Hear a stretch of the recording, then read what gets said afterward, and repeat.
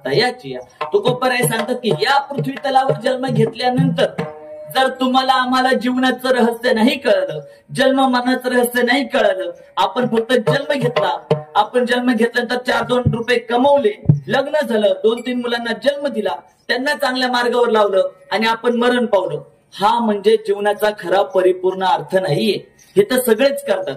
त्याच्याही पलीकडे जाऊन तुम्हाला जीवनाची खरी उमग कोणती आठवायची असेल, समजवायची असेल, समजून घ्यायची असेल, आत्मसात करायची असेल, तर त्यासाठी तुकोबरायांचा हा दृष्टांत आपल्या चरणावर मी लीन करतो.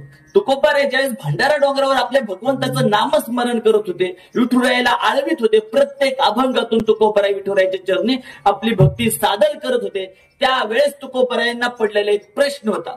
तुकोबरायांना विठुरायांनी दर्शन दिलं त्यावेळेस तुकोबराय म्हणतात, विठुराया आम्ही सगळे तुझेच अंश आहे, तुझ्या तत्वातून आम्ही विभक्त झालो आणि आता रात्रंदिवस भजन करायचं आणि पुन्हा तुझ्या तत्वात विलीन व्हायचं, तर माझा प्रश्न आहे आम्ही तुझ्यापासून वेगळे का झालो?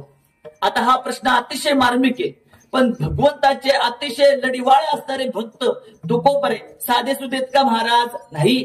तुमच्या माझ्यासारख्या या गावातला एखादा व्यक्ती असेल, अख्ख्या गावामध्ये त्या दोघांचं कधीच पटत नव्हतं.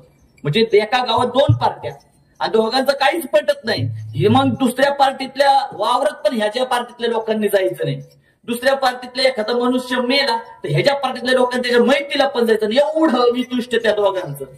पण योगायोगाने काय झालं, हे एक कामाला गेलं अमेरिकेला आणि एका लग्नाला गेलं अमेरिकेला आणि योगायोगाने दुसऱ्या देशात ह्या दोघांची गाठ पडली.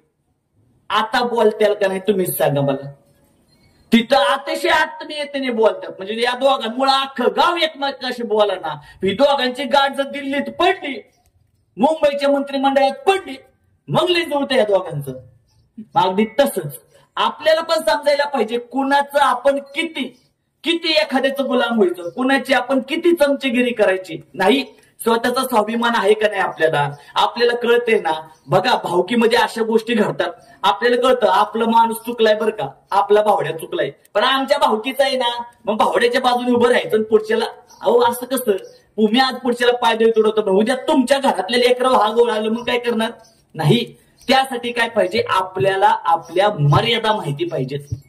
मर्यादा माहिती पाहिजे. आता मी लहान नाही, मी 10वीत असताना मला नव्हतं एवढं कळत गाड्यांचं.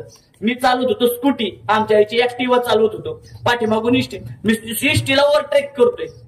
मला मर्यादा माहिती नव्हती ना की आमची स्कूटीची स्पीड 80-90च्या पुढे जाणार नाही, इष्टी पुढे जाणार आहे. ह्या मर्यादा जोपर्यंत आपल्याला कळत नाहीत तोपर्यंत आपण जीवनामध्ये नको तिकडे आपल्या मनाचे घोडे धावत ठेवतो. तुम्हाला